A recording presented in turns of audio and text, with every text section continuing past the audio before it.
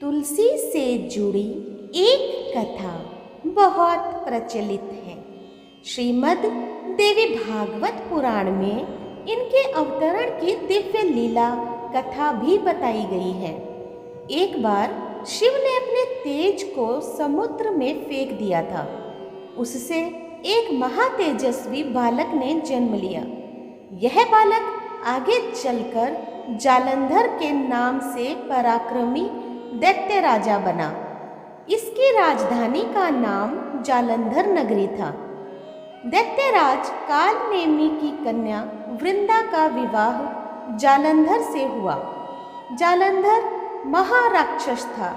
अपनी सत्ता के मद में चूर उसने माता लक्ष्मी को पाने की कामना से युद्ध किया, परंतु समुद्र से ही उत्पन्न होने के कारण माता लक्ष्मी ने उसे अपने भाई के रूप में स्वीकार किया।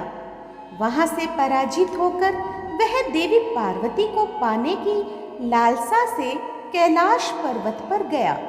भगवान देवादिदेव शिव का ही रूप धर कर माता पार्वती के समीप गया, परंतु मां ने अपने योग बल से उसे तुरंत पहचान लिया तथा वहां से अंतर्ध्यान हो गई। देवी पार्वती ने क्रुद्ध होकर सारा वृत्तांत भगवान विष्णु को सुनाया। जालंधर की पत्नी वृंदा अत्यंत पतिव्रता स्त्री थी।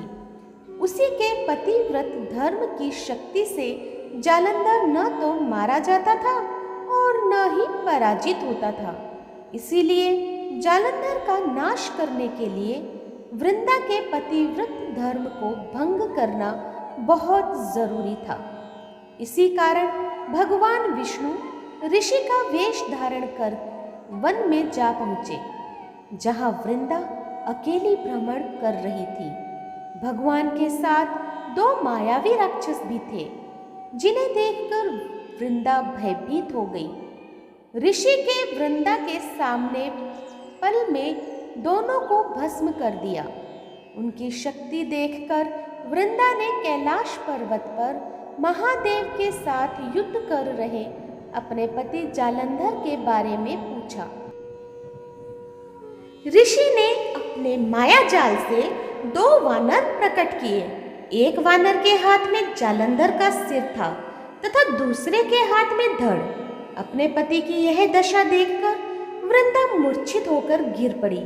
होश में आने पर उन्होंने ऋषि रूपी भगवान से विनती की कि वह उसके पति को जीवित करे।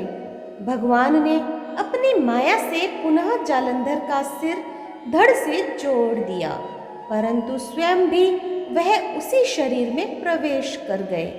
वृंदा को इस छल का जरा भी आभास नहीं हुआ।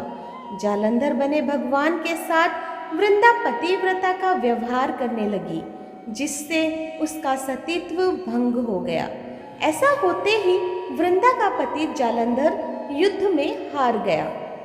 इस सारी लीला का जब वृंदा को पता चला तो उसने क्रोध में आकर भगवान विष्णु को शीला होने का श्राप दे दिया तथा स्वयं सती हो गई। जहाँ वृंदा भस्म हुई वहाँ तुलसी का पौधा उगा। भगवान विष्णु ने वृंदा से कहा, हे वृंदा, तुम अपने सतीत्व के कारण मुझे लक्ष्मी से भी अधिक प्रिय हो गई हो। अब तुम तुलसी के रूप में सदा मेरे साथ रहोगी। जो मनुष्य भी मेरे शालिग्राम रूप के साथ तुलसी का विवाह करेगा, उसे इस लोक और परलोक में विपुल यश प्राप्त होगा। जिस घर में तुलसी होती है वहाँ यम के दूत भी असमय नहीं जा सकते।